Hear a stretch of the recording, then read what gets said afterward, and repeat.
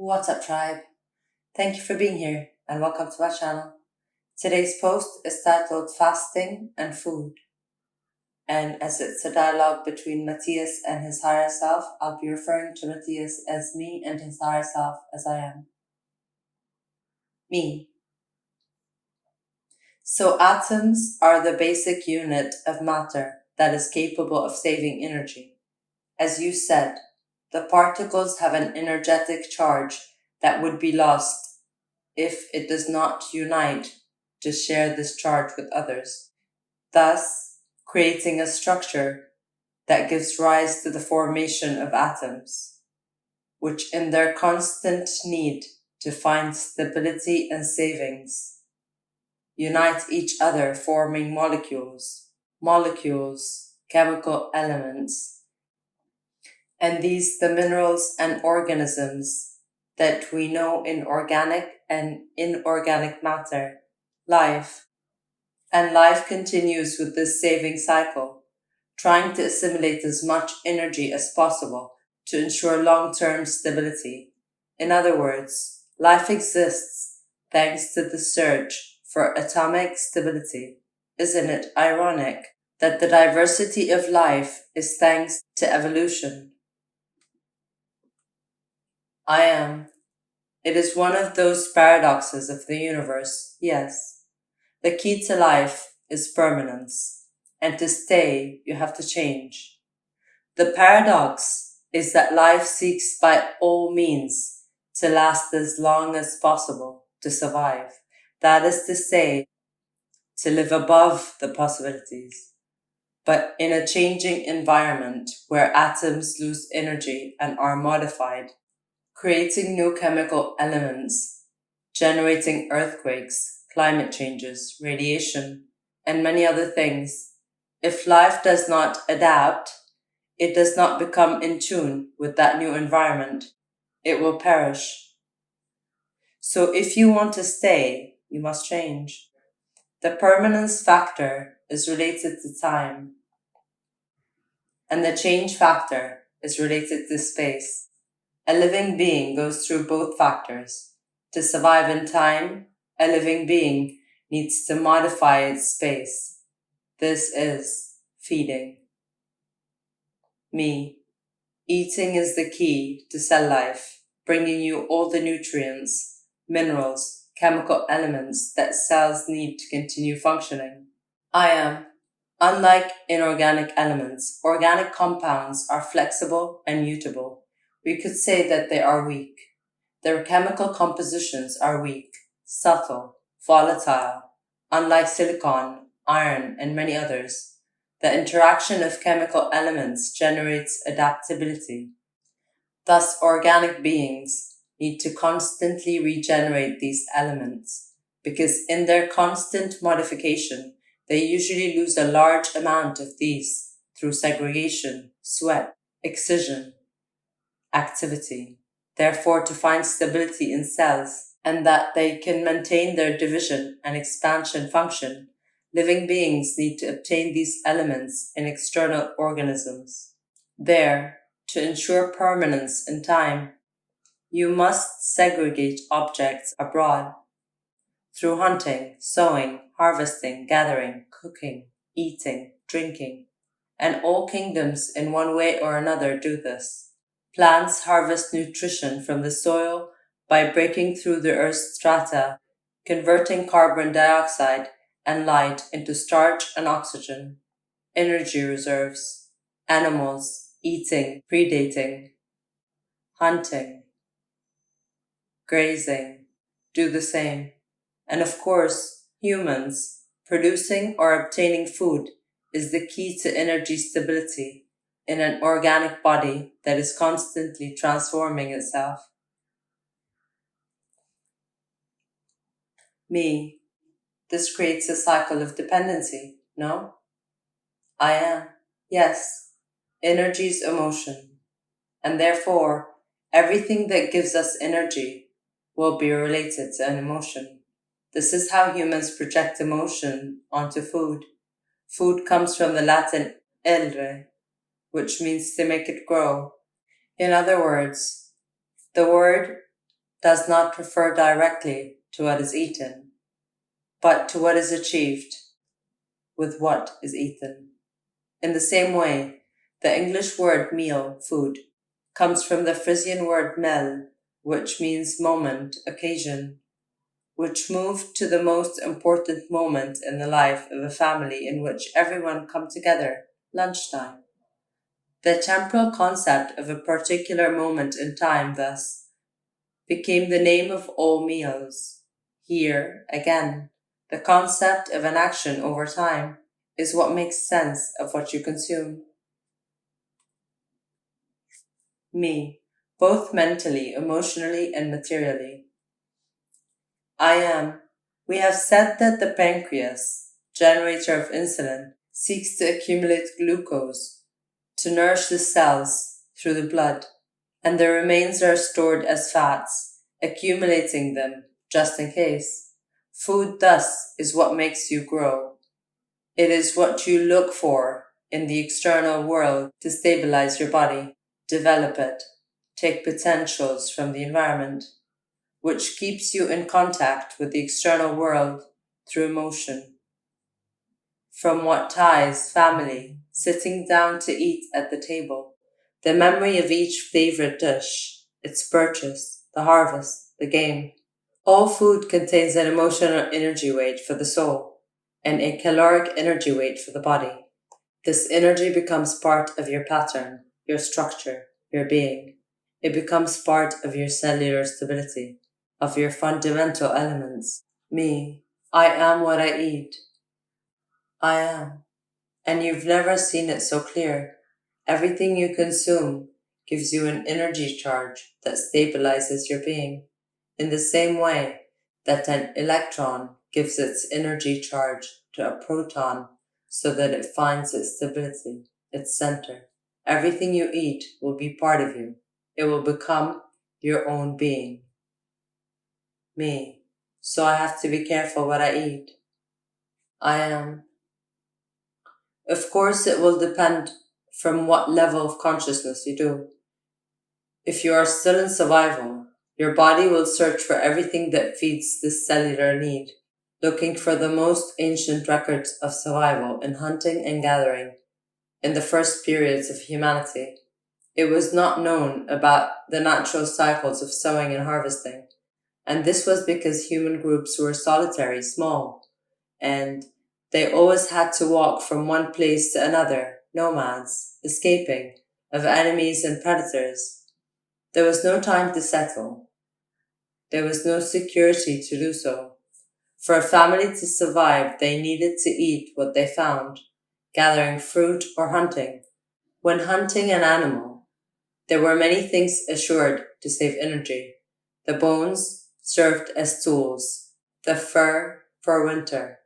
The meat could feed many for several days, something that the few fruits obtained could not, and much less in the long winters or dry seasons. Thus, the basis of survival is based on the carnivore and omnivore. Eat meat, or eat whatever there is. Me, that would be from searching for subconscious records, and from the unconscious? I am the culture. Once the society exists, the town is armed. There is agriculture. It has been learned to store. The exchange was generated, and a certain stability. The food ceases to be to survive and becomes emotional and cultural. Sharing, eating with others brings us closer to others. Sitting down to eat unites family and friends. Banquets flatter courts and kingdoms. And not sharing food is almost a sign of contempt and betrayal. Not sharing is denying. It is making an enemy. Eating from the same plate implies trust in the other, a way of showing brotherhood and peace between peoples. Thus, eating becomes a way of finding a sense of belonging, of security, of acceptance, of being part of something or a group.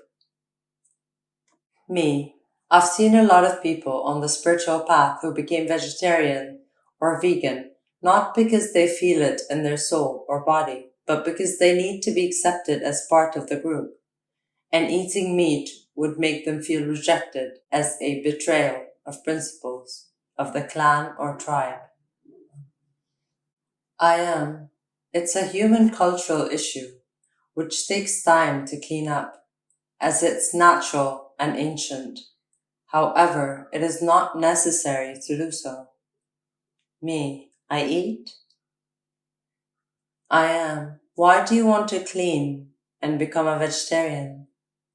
Me, well, there can be many reasons. I mean, that it is important to be aware of what one does to the environment and what one does to oneself by eating things that harm us. I am. Yes, but that is a belief. You cannot train others to change their way of eating because you impede their growth. The great mistake of humanity is excess. Not what you eat, eating an apple from a tree, or planting 1,000 trees to harvest millions of apples and then eat one. That is the absurdity of humanity. Treating animals as products and raising millions of cows to eat one and throw away what is left over because it was too much. That is the absurdity of humanity. What you say is that everyone could eat whatever they wanted if the cycles, the quantities, and the true need were respected. I am. Well, everyone needs something different to consume because each individual is different. And food is mainly emotional energy. You already know what it means to prohibit inhumanity. Me, yes. Start the black market. The law made the trap. I am. You ban what you don't like, and they still haven't understood that it doesn't work like that. The key is education, awareness. And there we have the third level. I am. Eating consciously does not imply looking outside and wanting to change the world, but rather observing what it is that I eat, what it is that I become, what hurts me, and I do not stop out of necessity. Consciousness allows us to see that we become what we consume, and if I want to be different, I must consume different things. Food is the key to all energy of my organic being. Therefore, to truly transform my beliefs with your thoughts and my emotions with their links, I must transform my body with your diet. When I educate myself, the real cleaning of my being begins, and by example, I will be able to educate others. Me. And how do I start the cleaning? I am. It is called fasting. The Latin word comes from iunium, which is another concept of emptiness, that there is nothing. Thus, breakfast implies leaving aside the emptiness and filling that space. In English, fasting, comes from the Indo-European hard, fixed, firm.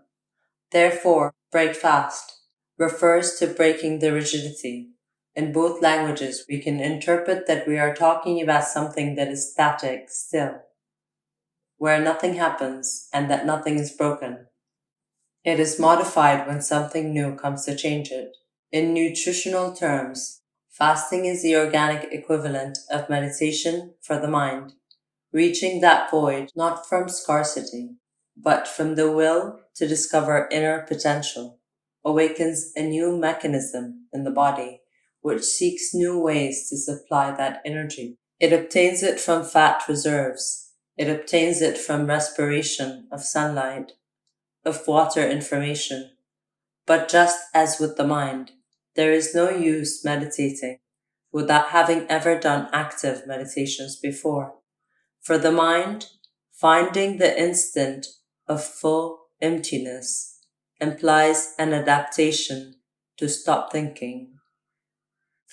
And this is achieved with active meditation, such as fixedly drawing patterns without expectation of creating a work of art, or walking without a destination, or dancing to music without letter, or perform mechanical and repetitive actions.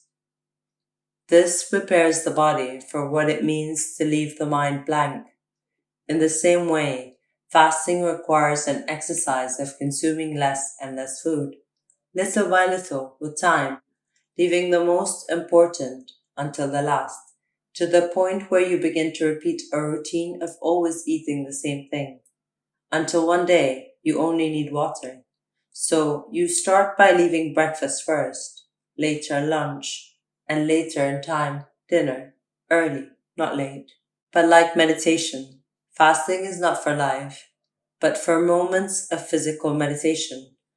Thus the cells rest in their constant mitosis.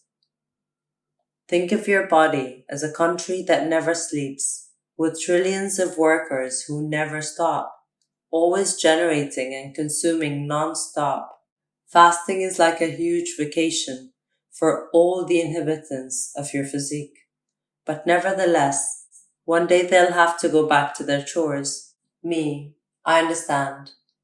It's intermittent, so that the body relaxes. Maybe a few days a month would be fine. I am. Everyone will know how much, what, and how they need it. The important thing is that you do it sometime, because it is the moment when the mind of the body can stop working to think, feel, look at the sky, contemplate life, relax. The detoxification of food is the detoxification of information. It is finding silence and inner peace, dormant abilities of producing one's own energy. But above all, one without denying the other. They are understood as inevitable parts of life, for a body that consumes without stopping replicates its cells so many times that they will never run out faster, and it will die soon. On the other hand, a being that gives its cells vacations, that lets them rest, is more likely to live for more years. You need to eat to innovate. You need to nourish yourself to grow. But you need fasting to understand. Me. Life then finds stability in saving the energy it gets from what it eats. But it must expand that energy to discover what it can do with it. Food and fasting. I am. You are what you eat.